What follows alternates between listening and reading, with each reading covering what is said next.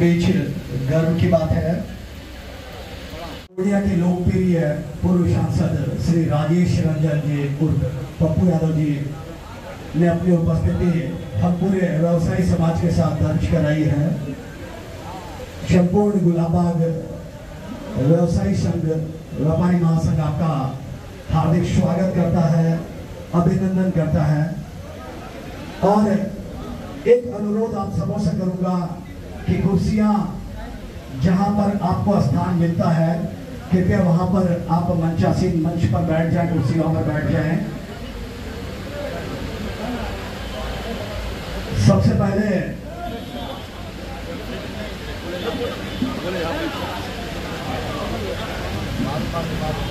आप सबों से अनुरोध है कि हमारे बीच पूर्व सांसद और पूर्णिया शहर के लोकप्रिय, पूर्णिया ही नहीं संपूर्ण बिहार, जिन्होंने अपने कर्म से पहचान बनाई।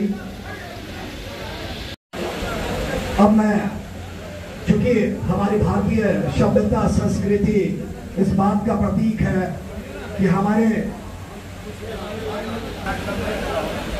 सबसे पहले, क्योंकि आज के जो इस कार्यक्रम की अध्यक्षता कर रहे हैं आजाद जी हैं, जो प्रदेश महासचिव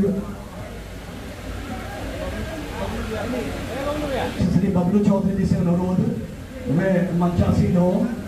और अनाज व्यवसायी संघ से हेमराज जी उर्फ पप्पू यादव जी, हमारे बीच एक और व्यवसायी पप्पू यादव जी भी हैं, उनसे भी विनम्र अनुरोध मंचासीन होने के लिए, ताकि दो पप्पू यादव जी अगर मिल जाएंगे तो शायद हमारी ताकत 4 गुना हो जाएगी।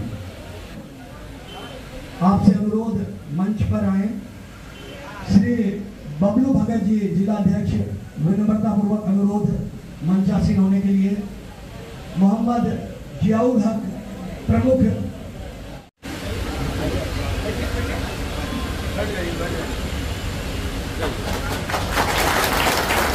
स्वागत के इसी क्रम में मैं चाहूंगा व्यवसाय महासंघ के अध्यक्ष श्री बबलू चौधरी जी हैं, बुके देकर आप स्वागत करें।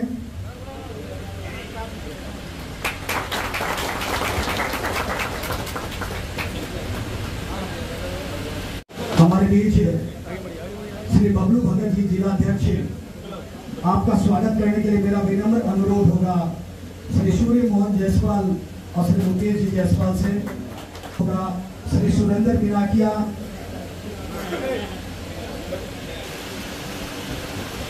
उपाध्यक्ष, आपका स्वागत करने के लिए मेरा विनम्र अनुरोध होगा श्री मनोज जी पुगलिया और रामजतन जी ठाकुर से कि आप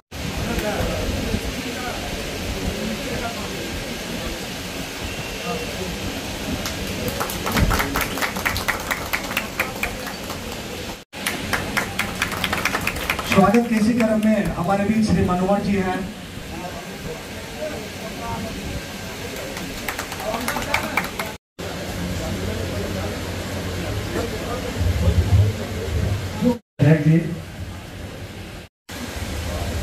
लगभग घर, लगभग पारिवारिक रिश्ता रहा। गद्दी, मुझे हर गद्दी का नंबर तक याद है। 85 के हो गए, कोई 90 के हो गए, कोई 76-77 के हो गए। वो आज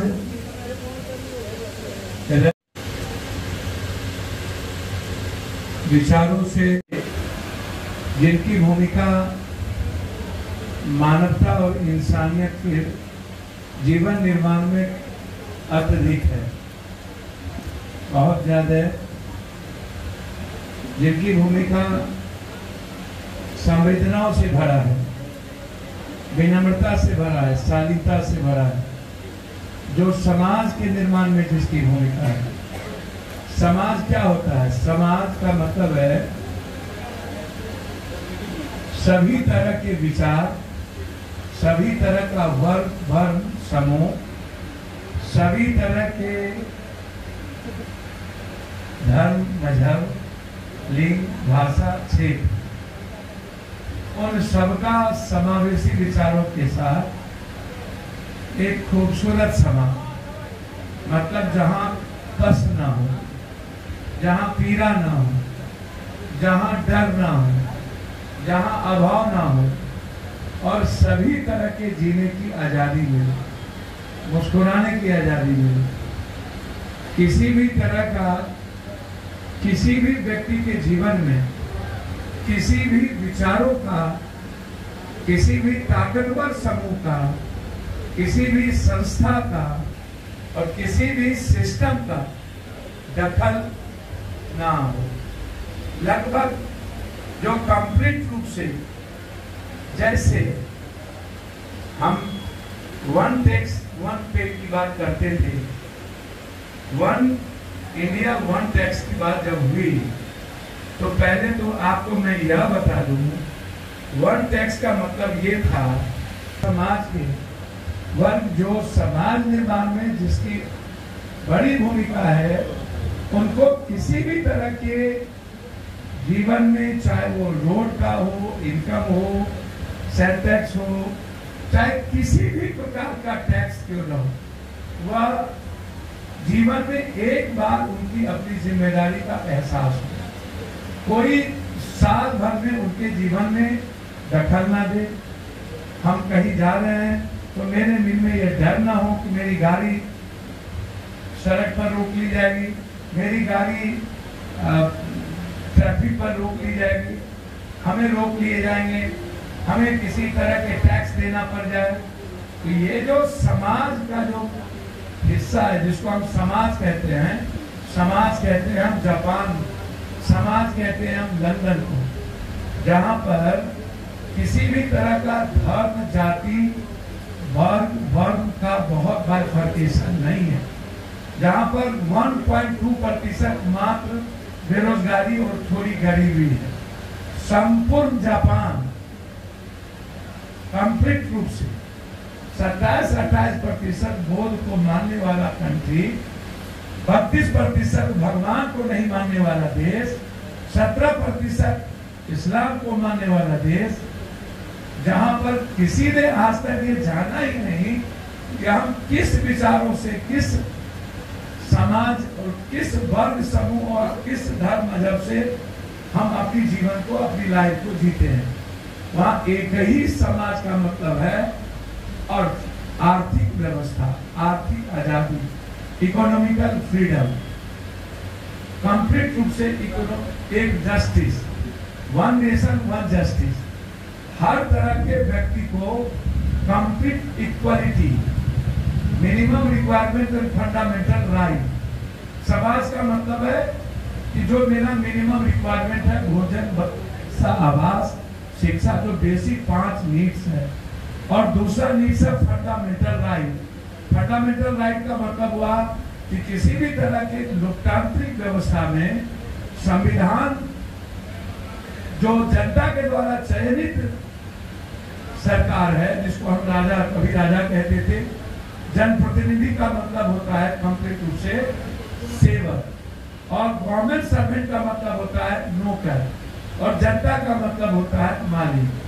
तो ये जो रिश्ता है और एक तरफ संविधान है, तो बाबा साहब अम्बेडकर जब संविधान लिख रहे थे पूरी दुनिया को पढ़ के, तो उन्होंने एक बात कही थी उस वक्त, मैं गीता के ग्रंथ को लिख रहा हूँ, यहाँ सारे लोग बैठे हैं, मैं आप सब लोग यहाँ बुजुर्ग हैं, मैं आपका सम्मान ईश्वर की तरह करता हूँ, आपका सम्मान मैं बिल्कुल कंप्लीट रूप से, मैं कोई मेरा राजनीतिक रूप से लेना देना, मैं जानता हूँ दुनिया के बारे में, मैं डेस्टिनी को भी जानता हूँ, God nature, God guide by nature and nature guide by God, one of the creator, I don't know who is the creator, the creator, one of the create, जिसने क्रिएट किया है, मैं उस एक शक्ति को भी जानता हूँ।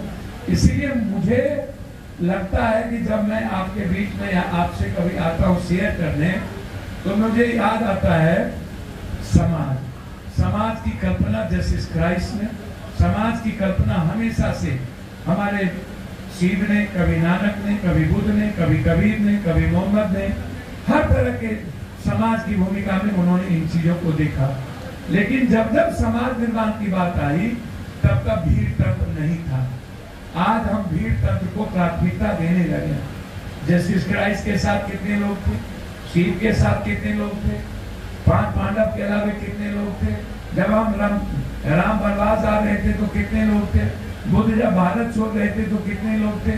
सबके खिलाफ तो भारत की जनता ही थी। गुजरात जब कृष्ण जा रहे भारत ही, और हमको क्या था, हम बेवकूफ हैं।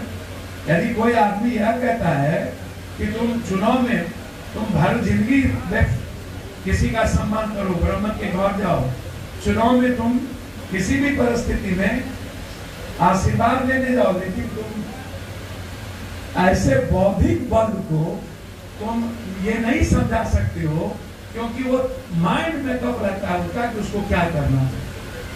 तो मुझे पता है कि जो देश जस्टिस क्राइस्ट का नहीं हुआ, बुद्ध का नहीं हुआ, नानक का नहीं हुआ, कबीर का नहीं हुआ, सुकरात का नहीं हुआ, वो पप्पू यादव पागल है। हम दिमाग से थोड़ी है। हम दुनिया के वर्ल्ड के सब कुछ पढ़ लिख करके और आनंदबाग स्कूल के प्रोजेक्ट हैं, अध्यात्म को भी वर्ल्ड के सब कुछ को जानने के बावजूद हमको क्या समझ इंसान और व्यवस्था और भक्त के बारे में नहीं है। उसी वक्त अम्बेडकर साहब ने लिखा था।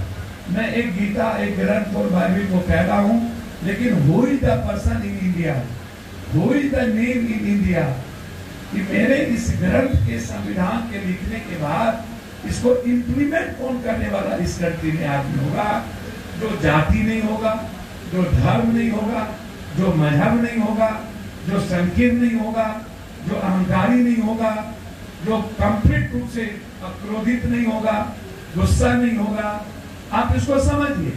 जैसे अब्राहम लिंकन ने क्या कहा था, love the people, by the people and for the people. अब वो वक्त नहीं है, टाइमिंग बदल गया। Time, person, place, way and subject. Time, person, व्यक्ति, प्लेस, जगह, टाइम, पर्सन, प्लेस, वे, रास्ता एंड सब्जेक्ट, विषय।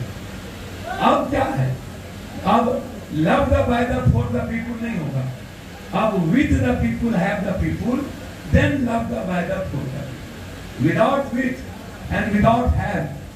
Just no one of the main आया है पप्पू यादव के पास और हमसे बोला कि 2 लाख रुपए के चलते में हॉस्पिटल में एडमिट है और हमको नहीं छोड़ा। हम उससे क्या कहेंगे, हम आपसे बहुत प्यार करते हैं, भगवान आपकी मदद करेगा, आप जाइए। ये प्यार नहीं है। प्यार का मतलब है आज के युग में अर्थ युग। हम अर्थ युग में हैं और हमारी हर बात अर्थ युग से होनी चाहिए। हमारी बात पुरानी पौराणिक और परंपराओं पर निर्भर नहीं होनी चाहिए। परंपरा क्या थी, जबरदस्ती की परंपरा। परंपरा निर्वहन करने वाला आदमी कर्मवीर नहीं होता। हमेशा कोई ना कोई कर्मवीर योद्धा अपनी परंपरा और अपनी लीक तय करता है। इसीलिए आज कौन संविधान को चलाता। अब व्यवसायियों की भूमिका तो कृष्ण काल में भी थी। कृष्ण ने एक तरफ क्षत्रिय लिया, एक तरफ उठा के देखिए ब्राह्मणों जानती ब्राह्मणम। कृष्ण ने कर्म के आधार पर समाज का मूल्यांकन किया, तब भी शूद्र, क्षत्रिय, वैश्य। वैश्य की भूमिका मानव निर्माण में, वैश्य का मतलब जाति नहीं था बाबू जी। वैश्य का मतलब ये था कि जो समाज और मानव की गति में जिसकी भूमिका, जिसका कार्य से वह एक लार्जर ओपन माइंड के साथ समुद्र से ज्यादा गहरा और हिमालय से ज्यादा ऊंचा सोचता हो। दिल उसका कंप्लीट एक चापाकल की तरह ना हो, एक कुआं में नवाने वाला व्यक्ति ना हो। बस हमेशा दुनिया के निर्माण के लिए लगातार चेहरे भीतर चलता है। बस तब भी उसका जो सम्मान था, जब हम क्षत्रियता की बात करते थे, विद्वता की बात करते थे, तब हम शुद्धता की भी बात करते थे। शुद्ध का मतलब था जो लगातार मेहनत करता है, जो लगातार दुनिया का निर्माण में हल चलाता है, खेत चलाता है। वैश्य का मतलब था कंप्लीट सभी चीजों का समायोजन करके एक खूबसूरत दुनिया और खूबसूरत विश्व की कल्पना करता है। आपका सम्मान